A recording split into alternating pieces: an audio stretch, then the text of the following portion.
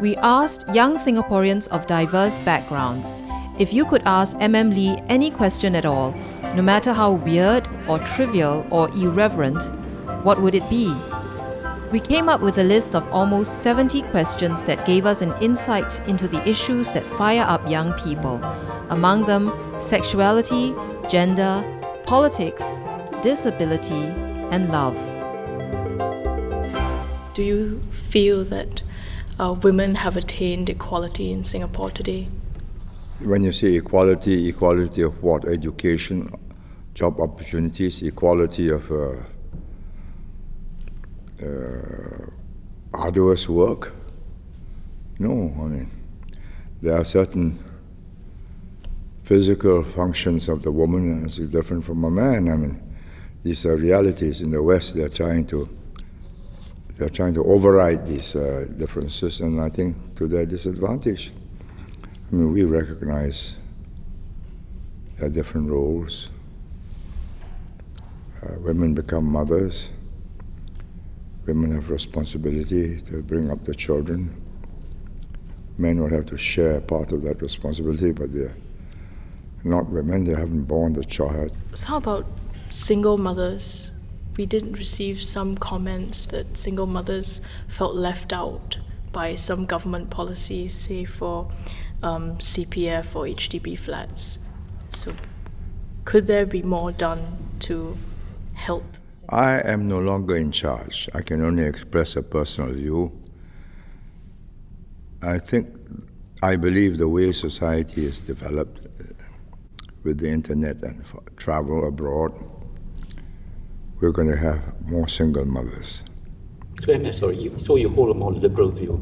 No, I'm not more liberal or conservative. I believe in facing facts, facing trends, and this is a trend. You mentioned gay rights. I was just wondering, do you think, what is your personal view on being gay? Do you think it's a lifestyle? No, it's not a lifestyle. You can read the books you want, I mean, all the articles. You know that there's a genetic difference. So it's not a matter of choice. But they're born that way, and that's that. I mean, so if two men or two women are that way, just leave them alone.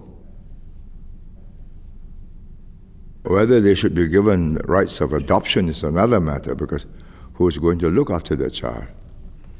Those are complications that arise once you recognize that you can actually legally marry, then you say, I want to adopt.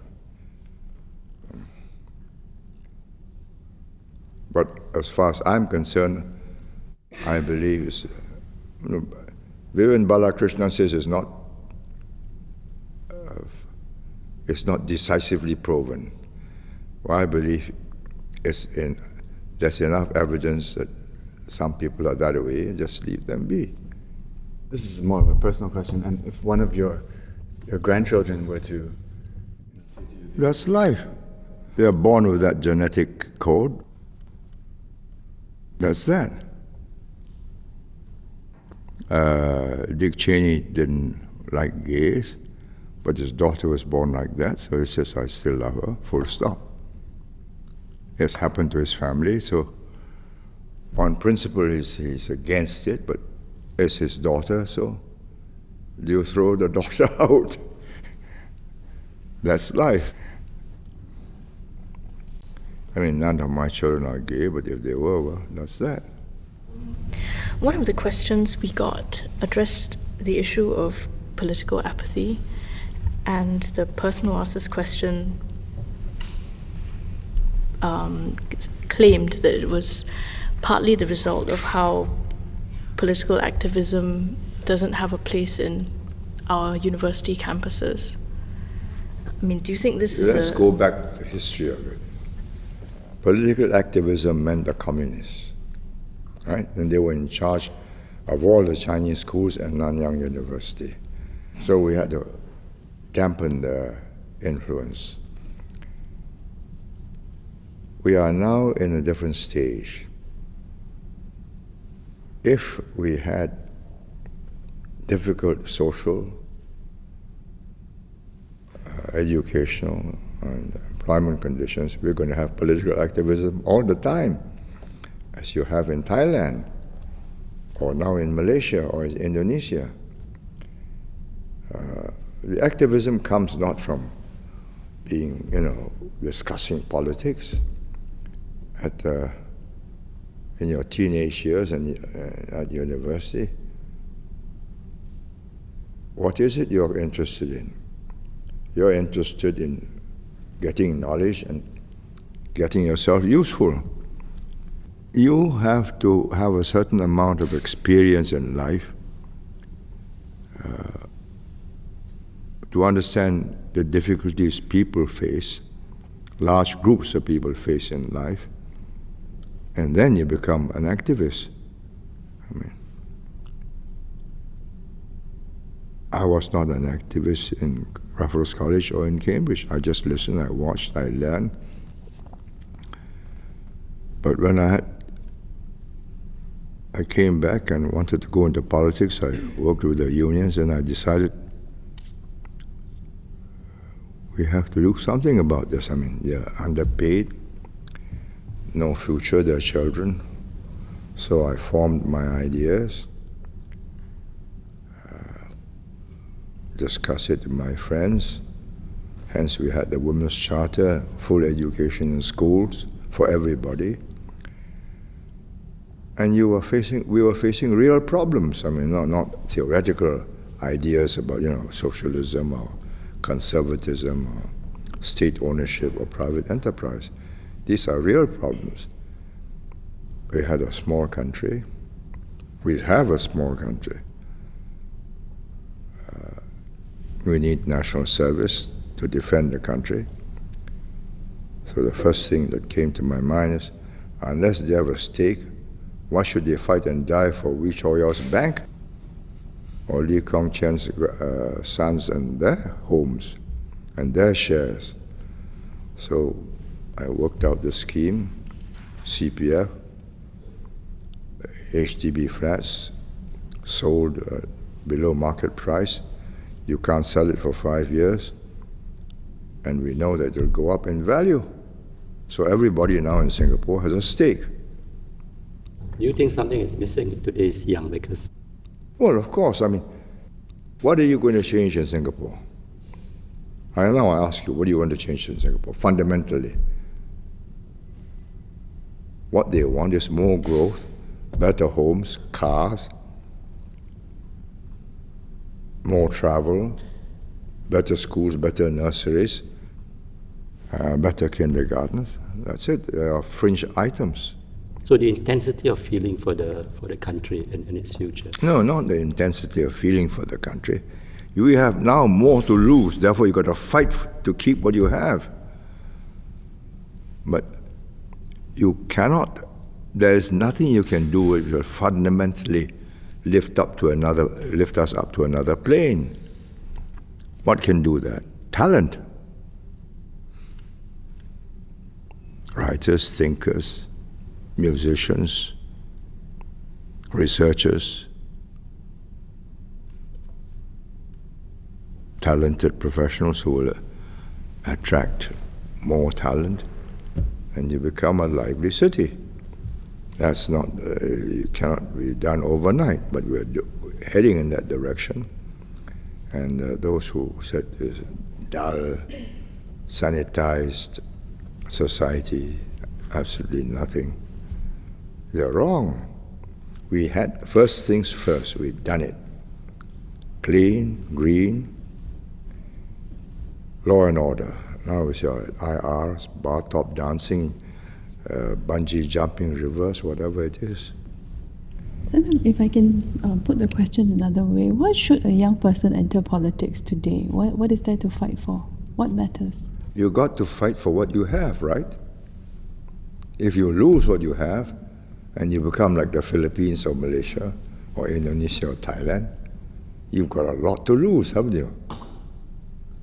To preserve what we have, we need talented, robust, committed people in charge. Look, we've been through a very serious crisis because we built up reserves, because we've got thinking people, a thinking cabinet, a thinking prime minister, finance minister, Lim Sui Se, NTUC. They worked out the scheme. So 9 months into the crisis, there's no panic. Question now is, how long do we carry on with this crutch? Employers and trade unionists wanted to carry on forever, but you can't. You got to, in the end, you got to restructure and reorganize your economy, right? The jobs that have gone away are not going to come back, so you've got to retrain. You do new jobs, and you've got to face up to it. So I get you're saying that you see no need to get youths interested in politics. They will get interested in politics the moment it hurts them. The moment the shoe pinches, they'll be jumping around. The unemployed, they'll get interested in politics very quickly. They'll vote for the party that says, I'll get you re-employed. Another question that came in was whether you believe in love and love at first sight. I don't believe in love at first sight. I think it's a grave mistake. You're attracted by physical characteristics and you'll regret it.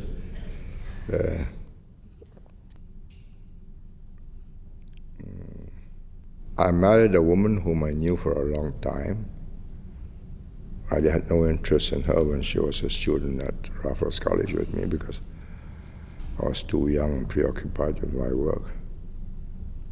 But she told me later that she was interested in me.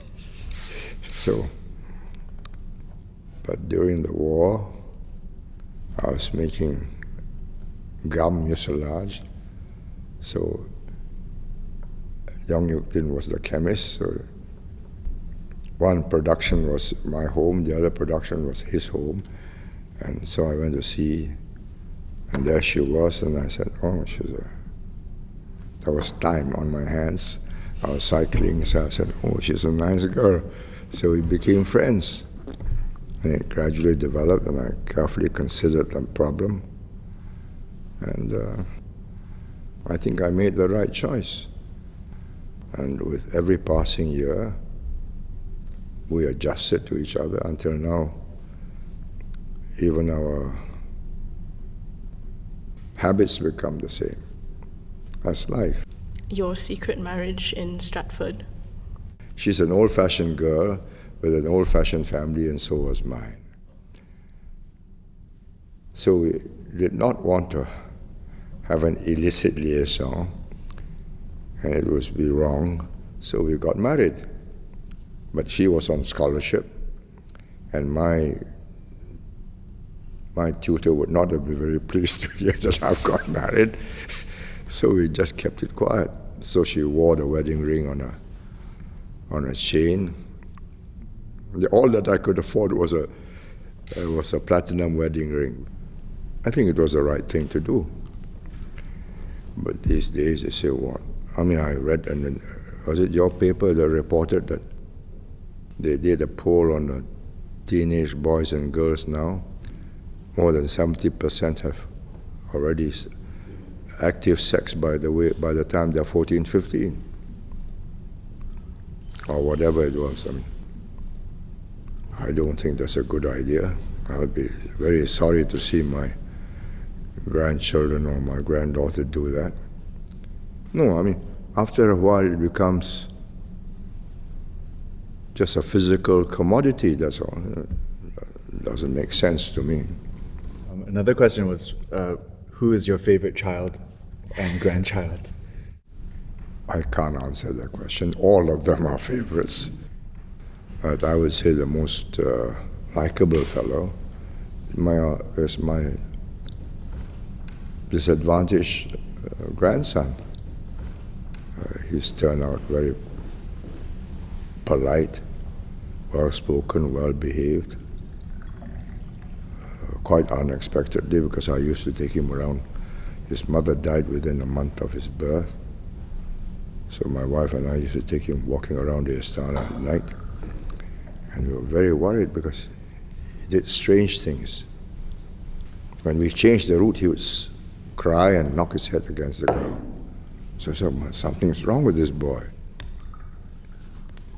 And my daughter said, he's autistic. People with autism do not like to change habits, food or whatever it is. He's much improved now. And she's, over the years, she watched him develop, so now he's got mild autism called Asperger's. Fortunate for him and for the mother and father. But he's a nice lad, speaks very politely. You have mentioned before that you had dyslexia. Yeah. So I didn't know that. Yeah, but how did you find out later? Well, that my you daughter had dyslexia? brought a dyslexia specialist. He was in Singapore for some conference, and she knew she had dyslexia, but in a stronger form than mine. So she's seen some of my spelling mistakes, so she suspected that I've got dyslexia, so he brought him to see me in the office. And he put me several questions, asked me to spell out certain words. So he says, you've got mild dyslexia. But I went through life, I think I was already 50 plus or 60. I overcame it. I should have come to that conclusion that something was wrong when I did a course in speed reading. And I did not succeed. And it's not because I'm stupid, because I usually have to run my eye back to make sure that I got the right word. So that slows me down. But because I read more slowly, I read only once and it sticks. So there are compensations. The important thing is not to be discouraged and feel I'm disabled, no. Leonardo da Vinci was dyslexic, so what? He was a great artist, sculptor, thinker. So I'm not comparing myself to him, but if he can overcome dyslexia, fortunately I overcame it without my knowing it.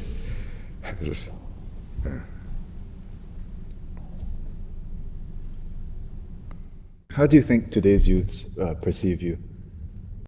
I don't know. My grandchildren probably think I'm too strict. Do you think they sort of look at you as some kind of mythological figure even? You know? No, I don't. I'm not a mythological figure. I don't know what they think of me or what. And anyway, it's not relevant. I'm no longer a central player in politics.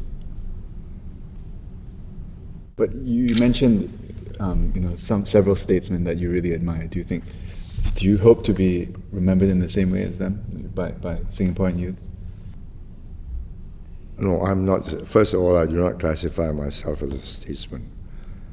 I put myself down as a determined, consistent, persistent trier. I set out to do something, I keep on chasing it until it succeeds. That's all. That's how I perceive myself. Not as a statesman, it's utter rubbish. Anybody who thinks he's a statesman needs to see a psychiatrist. I like this question, do you believe in feng shui and astrology? Because I think a lot of Singaporeans suspect that you do. Utter rubbish. Utter rubbish. Look, I'm a pragmatic, practical fellow. I do not believe in horoscopes. I do not believe in feng shui. But And I'm not superstitious about numbers, but if you have a house which other people think is disadvantaged feng shui in numbers, and when you buy it, you must consider that when you resell. So again, it's a practical consideration, not that I'm interested in it, but if I buy that, I must get a low price, because when I sell it, I will get a low price. Do you believe I go for feng shui and horoscopes? Well, you know, there are all these stories about how our $1 coin has got 8 sides to it because, you know, you thought that it was a good idea and it was auspicious and... People spin these yarns and let them die. It doesn't bother me. Is there anything that you think you need forgiveness for? That's one question that came in. There's another parlor game question. I did what I thought was right, given the circumstances, given my knowledge at the time, given the pressures on me at the time. That's finished, done. I move forward. You keep on harking back, you're just wasting time. Do I regret going to Malaysia? No. It was the right thing to do. Did it fail? Yes. Do I regret pressing for Malaysia and making it fail? No. If I did not, we'd be stuck. And today the same issue is there. So it's part of a process of just growing up. And you once said you would rather be feared as a leader than loved. Yeah, of course. If you're not feared, when you say something, people they won't take notice. But they know that when I say something, I mean it. And if you're going to cross swords with me, then you must be willing to get stabbed. That's that. If I think this is going to be, it's necessary to do, and you set out to thwart me, then we fight. So to avoid a fight, I make quite sure that you understand that I will fight. Right? Simple as that. I am not interested in being loved. What's the profit in it? But this climate of fear, I mean, it's part of it is your creation because of the way. Come off it. Are you fearful? If you are fearful, why do you ask me these questions? Is anything going to happen to you? Utter rubbish. We may not personally be fearful, but we did encounter quite a few young people who were. I cannot explain that. And I'm not interested whether they are fearful or not fearful. I think it's better that they are fearful and will take me seriously, that they think I'm somebody they can brush off. That's all. And if you're the Prime Minister and you're brushed off, you're in trouble. One impression that we got serving young people was that they're starting to see you as a kind of celebrity. So do you worry? No, what they think of me does not worry me. I'm no longer in active politics. I don't have to collect votes. I don't have to be popular. All I do is to make the right decisions, use my network around the world to improve our chances. That's all. These things do not concern me. It's irrelevant to me what they think of me. What they think of me after I'm dead and gone in one generation will be determined by researchers who will do PhDs on me. Right? So there'll be lots of revisionism as people revise Stalin, Brezhnev, and one day, now Yeltsin, and now later on Putin. I mean, I lived long enough to know that you may be idealized in life and reviled after you're dead. What are the things important to me in my life? my family and my country. My family, my wife looks after. She brought up the children. But Singapore is an ever-going concern. Singapore is my concern till the end of my life. That's that.